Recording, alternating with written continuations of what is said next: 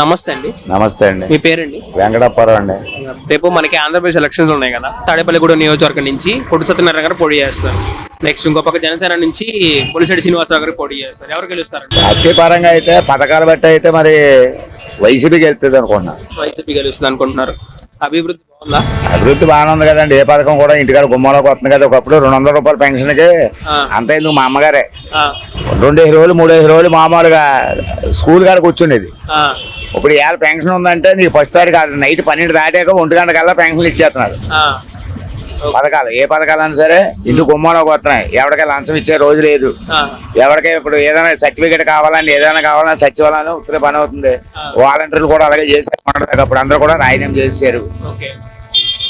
బాగుంది. అయితే బాగున్నాయా? అన్ని బాగున్నాయి. చంద్రబాబు అంటే ఏం కూడా ఇస్తా అంటాడు కదా, 4,000 ఇస్తా అంటాడు. అలా 4 ఇచ్చారు, 14,000 పడి చేశాడుగా. ఇచ్చిన దాచుకోలేక సత్తున్నారు జనాలు.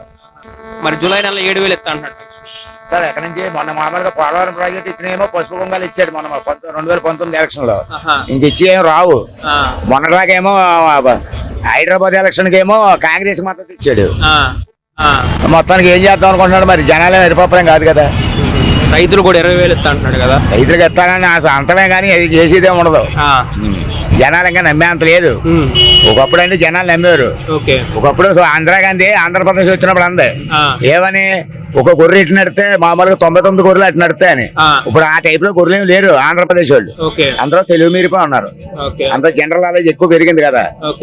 ఇక్కడ కొట్టు సత్యనారాయణ గెలిచే ఛాన్సెస్ ఉన్నాయంటారా? గెలుస్తారండి.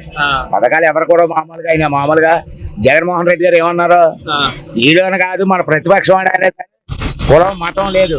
ఎవరికైనా సరే ఇంటికి డోర్ తలిపి పట్టే పథకాలు అమలు చేయమన్నారు.